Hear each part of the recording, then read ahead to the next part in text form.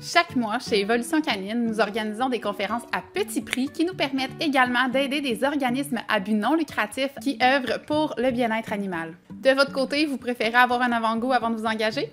Découvrez juste ici un extrait de notre dernière conférence pour enrichir vos connaissances en comportement canin. Je suis Maëlie Richard, technicienne en santé animale et spécialiste en comportement canin. Pour rien manquer de nos prochaines conférences et poser vos questions en direct, abonnez-vous à notre infolettre et à notre chaîne YouTube. Mais revenons au principe de religion. Donc, la religion de l'entraînement canin. Donc, qu'est-ce qu'on veut? C'est avoir les 6 commandements avec notre chien.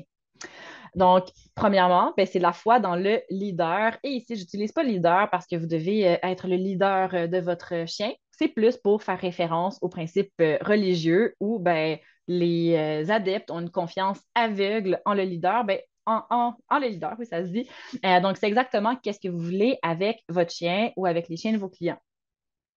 On veut aussi que ça soit des comportements qui aient été énormément répétés. Plus les comportements sont répétés, ça devient ancré comme une habitude. Et à ce moment-là, ça va faire en sorte que les comportements vont être plus fiables et qu'on va avoir plus de chances que les comportements soient produits quand on le demande.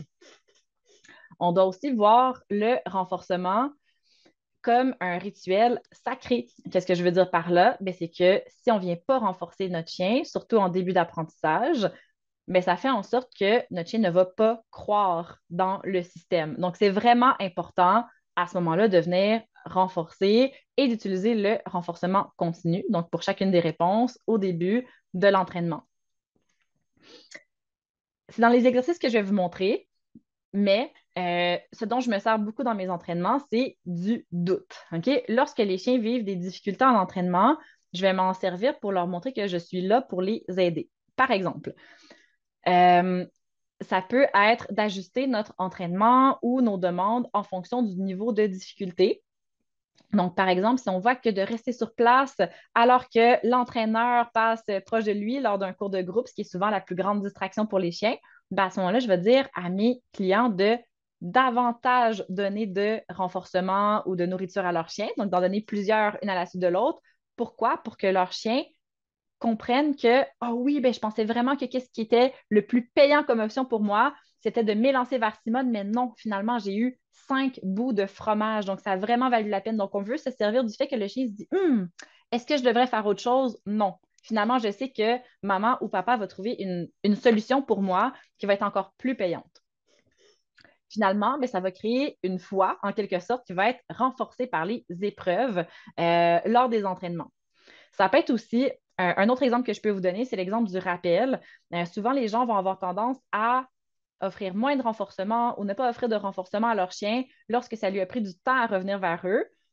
À mon sens, on devrait encore plus les payer. Pourquoi? Pour faire en sorte qu'ils comprennent que lorsqu'ils ont un doute, mais au final, ça va toujours être plus payant pour eux de revenir. OK? Donc, ça fait en sorte que le chien va revenir de plus en plus rapidement parce qu'il va avoir de moins en moins de doutes. Et aussi, on pourrait dire qu'on peut venir créer une communauté de croyants. Dans quel contexte? Si on a, par exemple, plusieurs chiens, comme moi à la maison, mais on peut se servir des autres chiens comme modèle.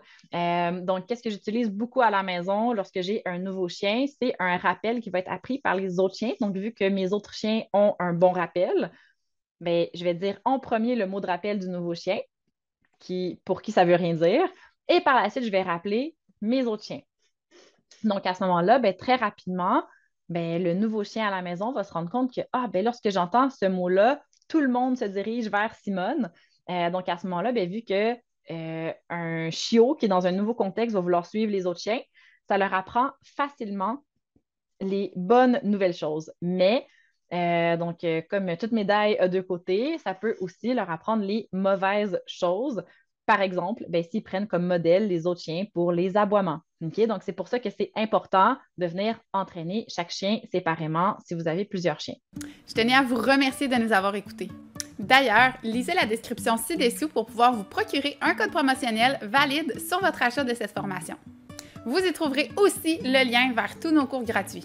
Ne manquez pas l'opportunité de nous poser vos questions en direct lors de notre prochaine conférence. Pour rester informé de toutes nos activités, inscrivez-vous à notre infolettre.